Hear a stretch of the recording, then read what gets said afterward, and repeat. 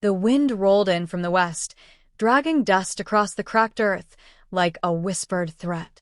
Jacob Rourke stood on the porch of his modest, hand-built ranch, watching the sun bleed red behind the hills. The creak of the wooden boards beneath his boots was the only sound besides the rustling mesquite. Out here, in the dusty stretch of Arizona that most people forgot, peace wasn't just a luxury. It was hard-earned. Jacob had lived on Sagebrush Ridge for 12 years. Bought the land cheap after the 2008 crash, cleared brush with his own hands, and built everything himself. The barn. The fence. Even the chicken coop his late wife insisted on, despite being terrified of roosters.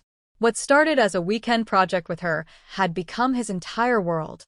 Until the letter came.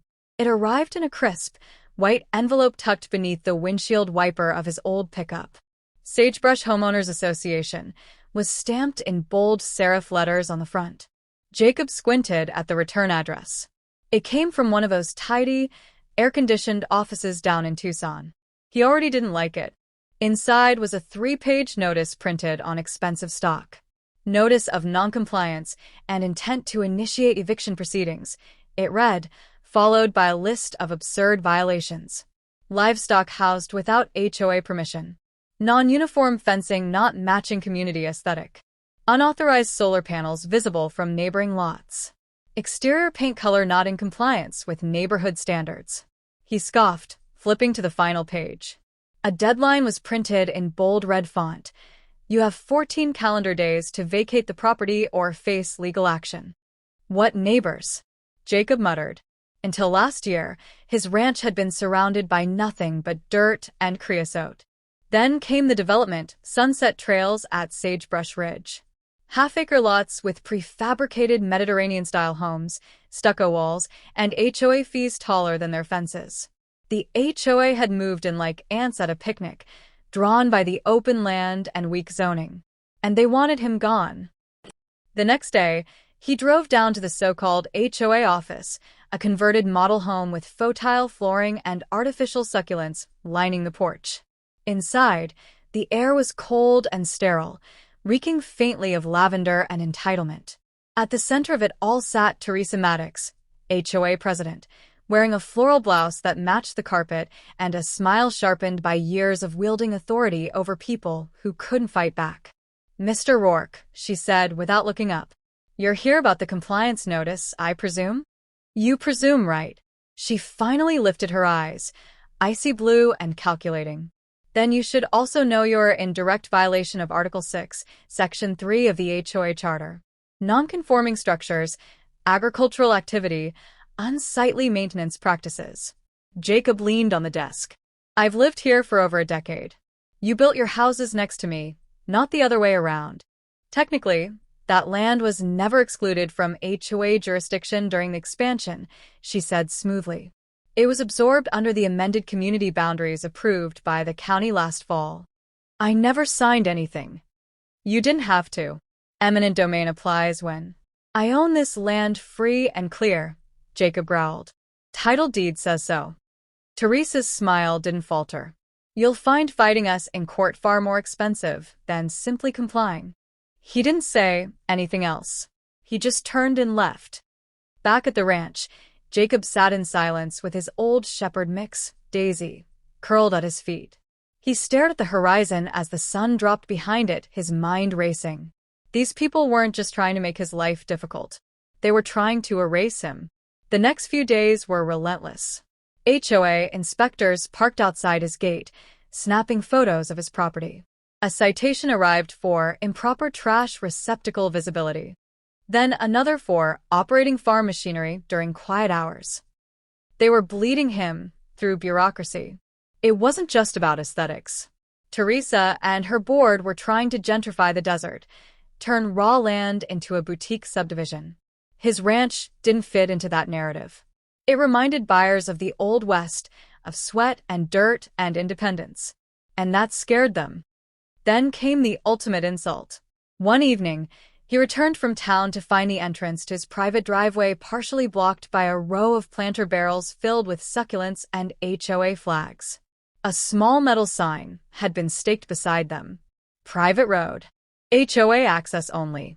No trespassing. Jacob stood motionless for a moment, gripping the steering wheel so hard the leather cracked beneath his fingers. That night, he didn't sleep. He sat in the barn under the dim light of a single bulb, poring over zoning maps, tax records, and legal filings. He barely remembered falling asleep, but by morning he had a plan, and it didn't involve just surviving. It involved fighting back.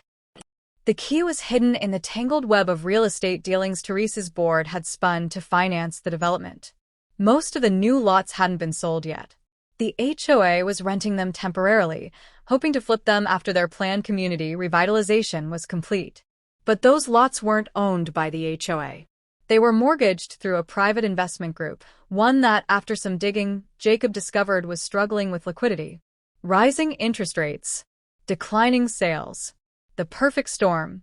And Jacob? He had money. A lot more than they expected. Unbeknownst to the HOA, Jacob hadn't just been sitting on land. He had mineral rights, too. An energy company had leased a portion of his acreage for exploratory drilling 2 years ago. When they struck a modest vein of lithium last spring, they cut him a quiet royalty deal. The checks came quarterly, and they were enough to buy more than horses and feed. They were enough to buy leverage. 3 weeks later, Teresa and the board received a notice of their own. This one wasn't printed on HOA letterhead. It came from Rourke Holdings, LLC. It informed the HOA that 6 of their rental lots had changed ownership. The new owner? Jacob Rourke. The lots included the community clubhouse, the parking space where HOA members held their meetings, and a row of empty homes the board had been renting for temporary income. It was his turn to smile now. The next HOA meeting was unusually tense. Teresa, still holding the gavel, called the board to order with forced authority. Before we begin, we have a note from our legal counsel regarding a recent property sale. Jacob stood at the back of the room, arms folded, hat low over his brow. "Evening, neighbors," he said, his voice cutting through the murmur. Heads turned. Teresa stiffened. "Mr. Rourke, this is a private meeting." "No, ma'am." "Not anymore. According to Arizona statute, property owners within HOA boundaries are entitled to attend. And as of 3 days ago, I own more of this development than you do." The silence was brittle. "I'll keep it short," he continued. "You tried to push me off my land. You thought I was just some desert relic too dumb to fight back. But while you were busy measuring fence heights and citing solar panel violations, I was buying up the foundation under your feet." He paused, letting the weight of it settle. "And starting next month," he added, "your rent triples. Effective immediately. Payment due on the 1st. Teresa opened her mouth to respond, but no words came. Behind her, one of the board members quietly stood and left the room. The days following Jacob's takeover were quiet, too quiet. The board had been stunned into silence. For a week, no citations arrived. The surveillance SUVs that once sat like vultures outside his gate disappeared. Jacob figured they were regrouping.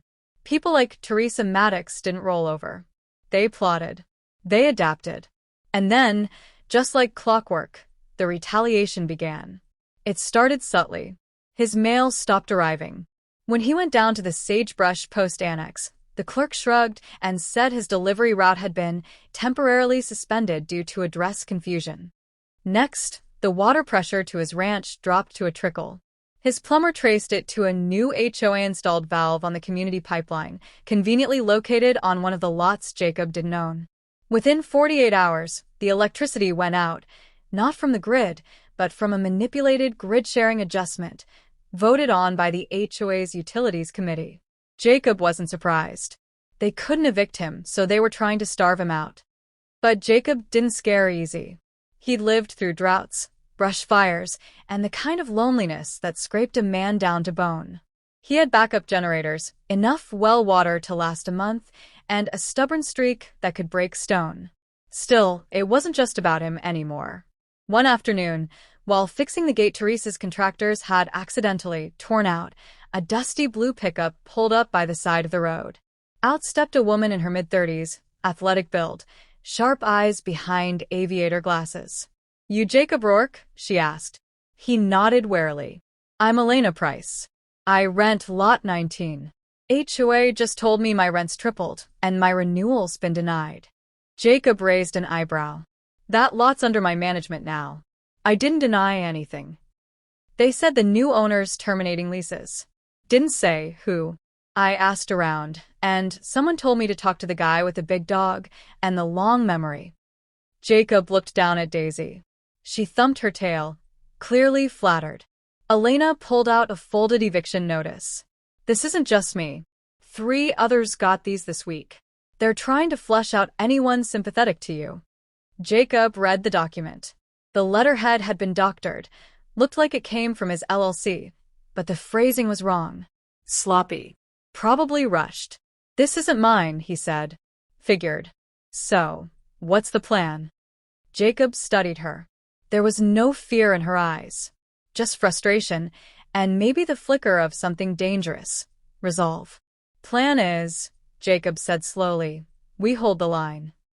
That evening, Jacob drove the boundary of the HOA lots he now owned. Using the plat maps and GPS coordinates, he marked out the true legal lines, noting how many so-called common spaces actually sat on his new parcels. He erected fencing, installed motion-triggered lights, and hired a pair of local ranch hands to rotate through patrol. By the end of the week, 5 HOA-run homes sat fenced off. Residents were barred from using the once public parking lot. The clubhouse stood locked with new signs that read, "Private property. Trespassers will be prosecuted." Teresa's fury came the next morning. She stormed down his long dirt road in a pressed pantsuit and heels utterly inappropriate for the terrain. Her pearl earrings glittered like tiny bullets. "This is illegal," she snapped, her voice high and brittle. "You are disrupting community function." Jacob didn't bother offering her a chair. "No, Teresa," he replied. "You disrupted the community when you declared war on the one man who didn't roll over." She took a breath, steadying herself. "We have influential partners. Attorneys. Investors. This little rebellion of yours, it's going to cost you." "I already paid," he said evenly. "My price was peace. You took that from me. Now I'm taking it back." For a moment, something cracked behind her eyes. Not fear, recognition. She understood now. Jacob wasn't posturing. He was committed. She turned sharply and left without another word. Word began to spread through the community. Rumors buzzed louder than the cicadas. Some believed Jacob had bribed the county to seize control. Others whispered he was an ex-mercenary, a government spook, or a billionaire in disguise. The truth, that he was a grieving widower with land, guts, and a little bit of luck, was too plain to believe. But one thing was certain. People were starting to choose sides. Elena became his informal liaison. She coordinated with the remaining renters who'd refused to leave. Together, they formed a resistance of sorts, an informal network to track the HOA's moves, document abuses, and spread the truth about what was happening on Sagebrush Ridge. They called themselves the holdouts. Every time the HOA issued a fine, they challenged it publicly. Every time a contractor trespassed onto Jacob's land, a cease and desist followed by a sheriff's visit shut it down. Every time Teresa tried to outmaneuver Jacob, she found herself boxed in. Then the sabotage began. One morning, Jacob woke to find the barn door half open, his tools scattered. A line of salt had been poured along the edge of his vegetable garden, enough to destroy the soil. A dead jackrabbit had been nailed to his fence post, crude lettering burned into its fur. "Go back where you came from." He didn't report it. He just took the corpse down and burned it. But that night, as he stood alone beneath the stars, a dark thought took root. This wasn't just a power struggle anymore. It was turning personal. Jacob decided to escalate. He reached out to a local land-use attorney, a straight-talking woman named Mara Singh, who'd built her reputation suing corrupt zoning boards and winning. After reviewing the HOA's structure and recent amendments, Mara gave Jacob the spark he needed. "They never filed the charter update with the county," she said. "Which means technically, this HOA isn't authorized to enforce anything outside its original plat. You could bury them in court with this." "How long would it take?" Jacob asked. Depends how dirty they play, but I'd say 3 months. Then we start now. By the time Teresa realized what was happening, it was too late. Mara had filed suit on behalf of Jacob and 5 other residents, seeking dissolution of the HOA's expanded charter. The claim accused the board of fraudulent annexation, improper zoning interference, and harassment. The filing went public. Local media picked it up. Suddenly, Jacob wasn't the lone troublemaker anymore. He was a folk hero, a man standing up against corporate overreach in cowboy boots. Teresa tried to spin it as a disgruntled individual misleading the public. But every time she went on air, someone else came forward. A wrongfully fined tenant, a harassed homeowner, a small contractor unpaid for HOA landscaping. The narrative was crumbling. And Jacob? He was just getting started. On the evening of the court hearing, Jacob stood outside the community clubhouse, his clubhouse now, reclaimed with deed and key. The holdouts gathered around a fire pit in lawn chairs and work boots, sipping cold beer and swapping stories about the mess they'd survived. Elena came and stood beside him, handing him a folded note. It was from one of the renters who'd left early on. He says he's ready to testify. HOA tampered with his lease paperwork. He found the original. Jacob pocketed it, nodded. The war wasn't over, but the tide had turned. The courtroom was cooler than expected, an antiseptic chill that prickled Jacob's skin. He sat stiffly in a worn navy blazer, the one he'd kept for weddings and funerals. This felt like a little of both. Teresa Maddox sat across the aisle, flanked by 3 attorneys in identical charcoal suits. Her expression was unflinching, but the tightness around her mouth betrayed the strain. Her empire, built on policies and polished facades, was cracking under scrutiny. Jacob's side of the gallery was filled with ranchers, renters, and a few curious reporters. Elena sat 2 rows behind him, flipping through a stack of highlighted documents. She caught his eye and nodded once. The judge, an older woman with sharp eyes and a no-nonsense tone, entered and signaled the beginning of the hearing. "Let's get to the matter of jurisdiction and enforcement authority," she said. "Mr. Rourke, your attorney may proceed." Mara Singh stood. Her confidence was steady, her voice clear. "Your Honor, we contend that the Sagebrush Ridge HOA unlawfully extended its authority beyond its original bounds. We have documentation from the County Assessor's Office showing no official record of the 2023 Charter Amendment they claim gives them dominion over Mr. Rourke's property." She handed a set of files to the clerk. "We also have notarized statements from multiple residents who were coerced into signing documents under false pretenses, under threat of eviction or financial penalty." Teresa's lead attorney objected, arguing that the HOA had merely exercised its right to protect communal aesthetics and order. The judge cut him off. "Did you have legal jurisdiction over the parcels in question at the time of enforcement?" There was a pause, then a quiet, "Not formally, Your Honor." The courtroom murmured. Jacob didn't move. He just watched Teresa. She wouldn't break in front of the room, but he could see her left hand twitching near her lap, fingers flexing like she wanted to grip the gavel and drag time backward. During recess, Jacob stepped outside into the sunlight. The courthouse square was quiet, save for the fountain gurgling behind him. Elena joined him, flipping open her phone. "There's more," she said. "One of the HOA's former board members sent me this." She turned the screen toward him. It was a grainy scan of an email chain. The subject line read, "Lot seizure strategy. Minimize pushback." Beneath it, a message from Teresa. "We need Rourke off that land before listing season. His property devalues the entire frontage. If we can't litigate, we escalate." Jacob exhaled, long and slow. "That'll do." He handed the phone to Mara when they re-entered the courtroom. She integrated the email into the testimony immediately. Teresa's face, this time, paled visibly. Later that afternoon, Jacob took the stand. "Mr. Rourke," Mara said, "can you describe the conditions under which you received your first eviction notice?"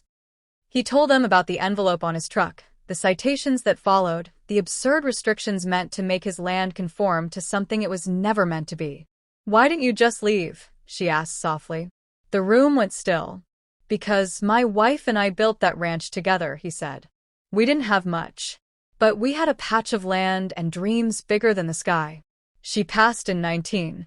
I promised her I'd keep it alive. He glanced at Teresa. They weren't just trying to take dirt. They were trying to erase her. The judge didn't interrupt. Teresa was called last. Her lawyers advised her not to speak, but she insisted, still clinging to the illusion of control. I was protecting our community, she declared. HOAs exist to ensure order, to raise property value, to preserve standards. The judge raised an eyebrow. By fabricating authority? By harassing a legal landowner? I didn't fabricate anything, Teresa snapped. I anticipated approvals that were delayed. Elena's phone buzzed quietly. She glanced down, then passed Jacob a slip of paper. County just released the audit. Charter amendment not only unfiled, it was rejected last November. Jacob's lips curled, just slightly. By the time the gavel fell, the ruling was clear. The HOA had no authority to enforce regulations on Jacob's land, or on any parcel outside its original 2010 charter. All fines issued beyond those boundaries were to be refunded. Citations were to be expunged. And most critically, the HOA's expansion was declared null and void. In effect, the empire Teresa had built was officially dismantled. The board resigned within 48 hours. The management company dissolved their contract. Several homes went up for sale. Jacob bought 2 more. And Teresa? She vanished from Sagebrush Ridge without a goodbye. That night, Jacob sat on his porch with Daisy asleep beside him and the wind carrying the smell of rain on distant thunderheads. Elena dropped by with a bottle of whiskey and 2 tin cups. You should run the new council, she said, pouring a measure into each. Jacob shook his head. No. I already fought for what mattered. The rest of it belongs to the people still figuring out what this place is. She studied him. Then at least put up a sign. He raised an eyebrow. She grinned. One that says, Welcome to Rourke Ridge. We don't do stucco. Jacob laughed, really laughed for the first time in years. The stars burned brighter that night. But in Jacob's chest, something quieter lit up. Peace. Hard one, but real. 3 months had passed since the courtroom showdown. The wind still cut across the plains the same way, and the coyotes still cried under the stars. But Sagebrush Ridge wasn't the same. Jacob Rourke stood at the edge of his land, staring out over the rolling fence lines.